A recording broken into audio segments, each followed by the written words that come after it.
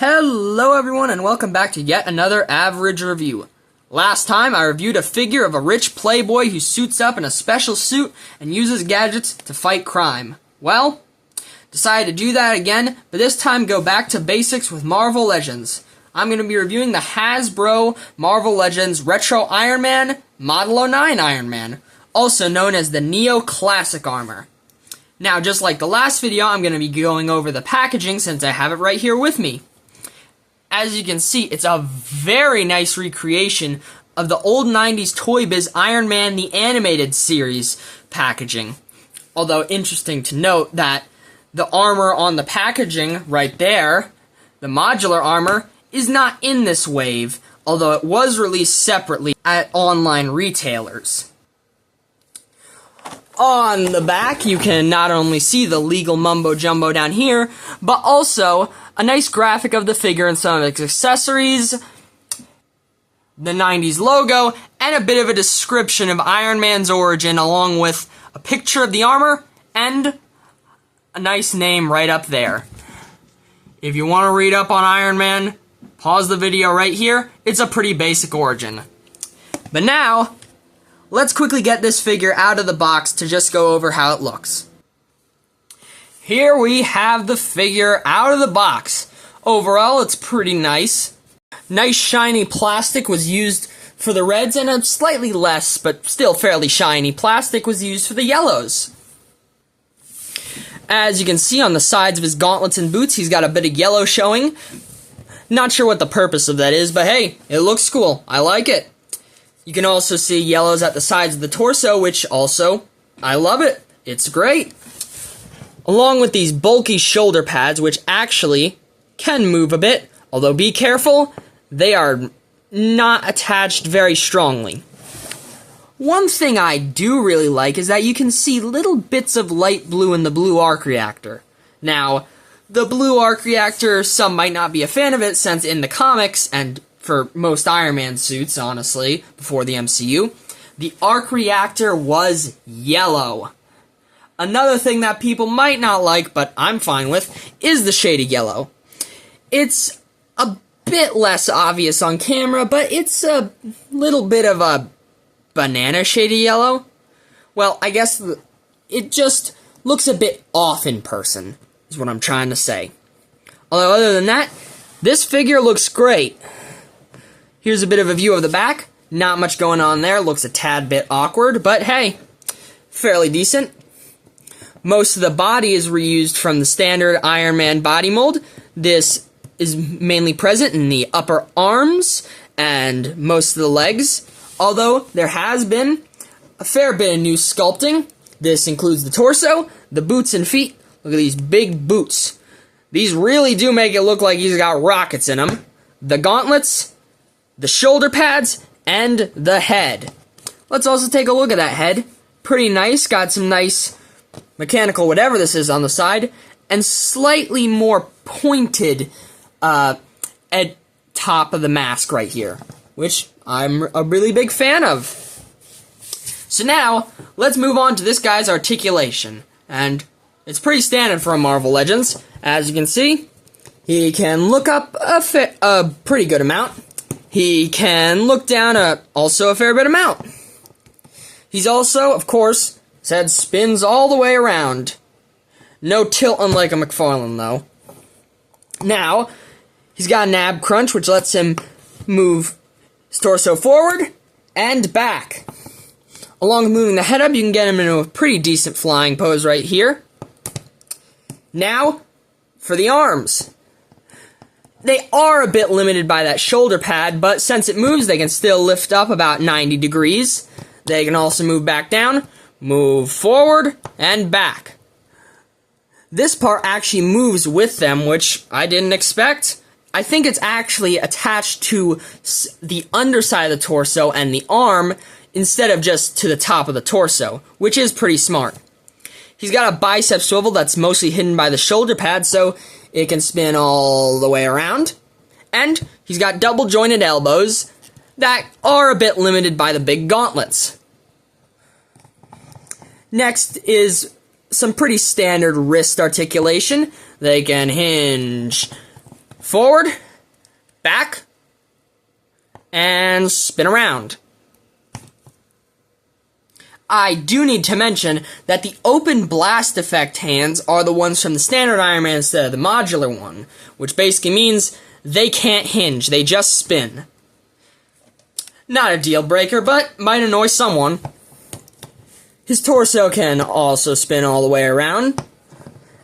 He's got fairly standard hips that can kick forward about 90 degrees, and he can do a fairly decent split for a guy in a suit of armor. They can wobble around a little, but he's just like most Marvel Legends, he's got a thigh cut, which just like the torso and biceps and head, spin all the way around. He's got a fairly decent knee bend for someone with a giant boot, and the boot spins around. Now for his feet, they can move forward this far, and back this far, and they, well, can't really pivot due to how the boots are structured. Overall, very decent articulation for this figure, especially with the big gauntlets, boots, and shoulder pads. Now for his accessories, which are fairly standard Iron Man stuff for the most part. He's got open hands, which can either be used for when he needs to help calm someone down, or for these blast effects that most Iron Man figures come with. They can also stick into the peg holes at the bottom of his feet, although I do find it odd that this isn't where the peg hole is, since that looks like where these rockets would shoot out of. But that's not all, because he also comes with these slightly more smoky arc reactor effects. Sort of makes it look like he just stopped firing, so there's still a bit of plasma energy, whatever the hell these blasts are made of. But now, it's time for my favorite part of the review, the comparisons. AKA how tall this guy is compared to other figures. Starting off, we have Spider-Man and Spinneret from the Renew Your Vows 2-pack. Overall, Iron Man's just a hair taller than Spidey and a bit taller than Spinneret, which does make sense since he's a guy in a suit of armor. He'll be a little taller. Overall, scales pretty well. Now for two fellow founding Avengers and also larger characters, the Destroyer 2-pack Thor and Marvel Legends 20th Anniversary Hulk. Overall, them towering over Tony works pretty well since they kind of tower over most people, since, you know, they're huge. Overall, great fits, and also, I like the way these sort of 80s costumes work together. Now going from some big guys to some very small guys, here he is with the Marvel Legends Ultimate Spider-Man and the Marvel Legends Bonebreaker Wolverine. Overall, since these two are short, makes sense why he's taller. Also, just saying, this Wolverine might get a bit rarer soon since he's going to be wearing a similar costume in Deadpool vs. Wolverine. Although, who knows? For two fellow members of the Illuminati, here we have the Marvel Legends Classic Doctor Strange and the Marvel Legends Black Bolt. If you don't know, the Illuminati was a team in Marvel Comics formed around the early 2000s that essentially assembled the smartest heroes on the planet to solve issues that the other teams couldn't. Spoilers, they cause more problems than solve them. And for yet another member of the Illuminati, here he is with the Marvel Legends Fox movies Professor X, also known as the Patrick Stewart version of Professor X, along with his nice little wheelchair. Here he is with the Target exclusive Black Widow and the retro X-Men Grey Beast, since he was on the Avengers during the 80s. Yeah, ain't that a fun fact? For a close ally of his, here he is with two versions of Captain America, the one on the left being from the Onslaught Build-A-Figure wave, and the one on the right being the 2-pack Toy Biz Face-Off Cap. Unfortunately, I don't have a comic version of Rhodey, aka War Machine, so the only comparison I have here is the Endgame Iron Patriot suit that Rhodey wore, which is actually the same mold as the inaccurate Endgame Rhodey they released in a prior wave, since, well, he didn't actually wear the War Machine costume, at least in the final battle. Moving from friends to foes, here we have two large fellow armor-wearing enemies of Iron Man. On the left, we have the Black Widow Build-A-Figure Crimson Dynamo. No, he wasn't in the movie, they just felt like including him.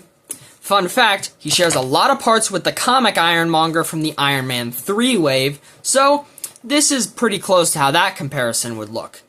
And on the right, we have the MCU Ironmonger from the Obadiah Stane 2-pack. I actually think that this Crimson Dynamo is sort of like an eviler, more, well, Soviet reflection of this Iron Man armor, due to how there's bits of their secondary color on the side, the shoulder pads, and the big boots and feet. I really like how this looks, although a classic comic Crimson Dynamo I wouldn't be opposed to it, certainly not.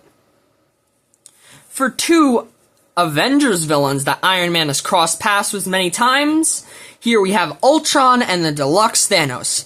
Ignore his face, he's had a few too many fights.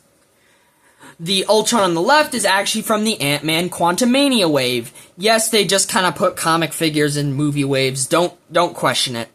I really like how both of these scale, and also, the bright colors really do match. This may seem like a strange comparison at first, but Norman Osborn at one point took on the identity of the Iron Patriot for the Dark Avengers, and did serve as a foil to Tony Stark as Iron Man due to his, being a evil shitheadness. So, here's Iron Man with the Toy Biz Marvel Legends Green Goblin. Now, I love this figure, but he's a bit short nowadays. Although, I do need to mention, they are making a 3-pack which does include the Iron Patriot.